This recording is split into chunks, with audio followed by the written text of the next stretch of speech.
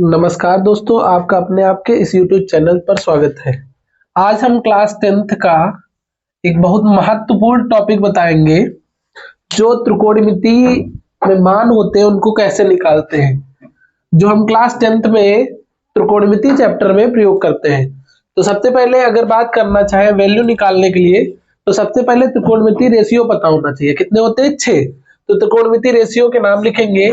Sign होता है, फिर कॉस होता है, फिर टैन, और साइन का उल्टा क्या होता है? कॉसेक, और कॉस का उल्टा क्या होता है? सेक, और टैन का उल्टा क्या होता है? कॉट। फिर देखिए क्या करेंगे, ये हमारे हो गए 6 त्रिकोणमितीय अनुपात। अब सबसे पहले थीटा डिग्री, थीटा पर देखेंगे कितने कितने डिग्री के मान हमको रखने हैं।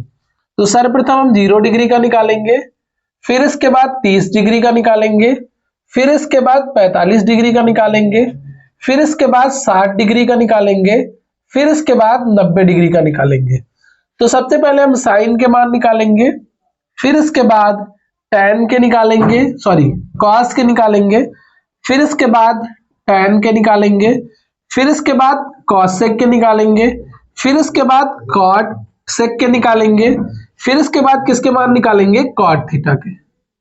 देखिए सर्वप्रथम हम क्या करेंगे कि साइन 0 डिग्री का मान निकालने के लिए हमको करना क्या है, ये देखिए। फिर 30 डिग्री का निकालेंगे, फिर इसके बाद 45 डिग्री का निकालेंगे, फिर इसके बाद 60 डिग्री का निकालेंगे, फिर इसके बाद 90 डिग्री का निकालेंगे।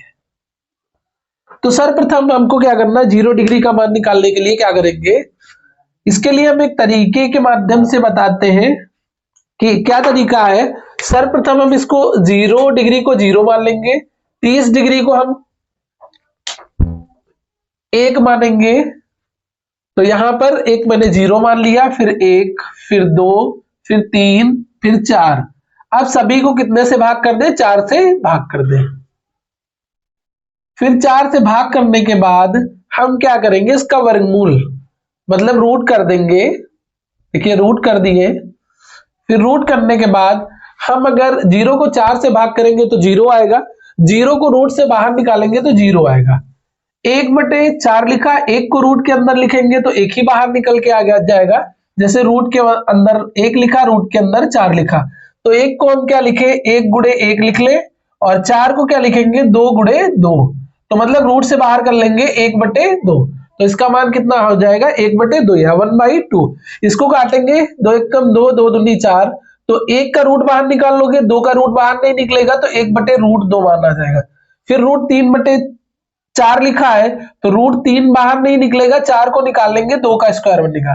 4 एकम 4, 4 एकम 4, रूट के अंदर 1 लिखा, 1 को 1 गुणे 1 लिख सकते हैं, तो इसका मान कितना प्राप्त होगा? 1।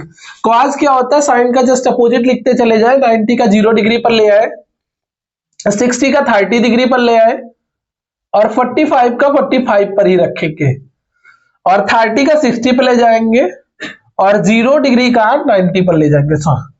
अब देखिए tan का निकालने के लिए मेरे को एक फार्मूला पता है, tan थीटा बराबर sin थीटा बटे cos थीटा। अब देखिए sin थीटा की वैल्यू रखिए, sin थीटा का मान 0 डिग्री दे रखा है, और बटे यहां पर बेटा कितना? 1 मान आएगा, मतलब ये 90 डिग्री का लेके आएंगे तो कितना आएगा? 1। फिर इसके बाद आगे देखिए, हम sin थीटा का अगर फार्मूला लिखना चाहे तो 0 बटे क्या लिखे, सॉरी tan थीटा बराबर sin थीटा बटे cos थीटा। sin थीटा का मान 0 और cos थीटा का मान 1। अगर हम 1 से 0 को डिवीजन करेंगे तो 0 आएगा। अगर 1 से 0 या 0 से किसी भी संख्या को विभाजित करते हैं तो वो अनडिफाइंड नंबर आता है, जिसकी कोई भी परिभाषा नहीं होती है। 1/2, 1/2 लिखेंगे, फिर बटे का चिन्ह, √3/2। अब 2 जाएगा ऊपर के मल्टीप्लाई में, नीचे के मल्टीप्लाई में, तो 2 गुणे 1 हो जाएगा, बटे 2 √3 हो जाएगा। 2 2 कैंसिल हो जाएगा, 1 बटे कितना बच जाएगा? √3। अब लिखा 1/√2 और बटे 1/√2, तो ये ऊपर के मल्टीप्लाई में, नीचे के मल्टीप्लाई में, सिंपल सी बात, ऊपर नीचे कट जाएगा, मान कितना आएगा? 1।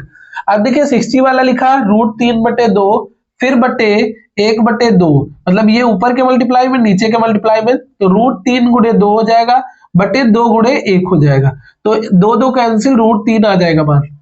आप देखिए वही सेम सिचुएशन अब फॉलो हो रही है कि 0 से 1 को भाग करोगे तो अनडिफाइंड नंबर आ जाएगा।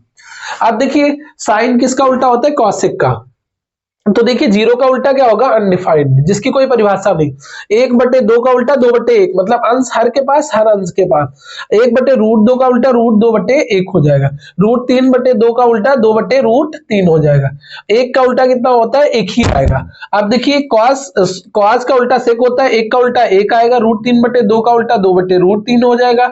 फिर 1/√2 का उल्टा √2 हो जाएगा। अब 1/2 का उल्टा 2, 0 का उल्टा अनडिफाइंड। फिर इसके बाद कॉट किसका उल्टा होता है, tan का। 0 का उल्टा अनडिफाइंड। फिर इसके बाद 1/√3 का उल्टा √3/1, 1 का उल्टा 1, ये लिखा है √3/1, तो इसका उल्टा हो जाएगा 1/√3। अब अनडिफाइंड का उल्टा 0। ये होती है सारणी। फिर इसके माध्यम से हम क्या करते हैं, सवाल लगाते हैं।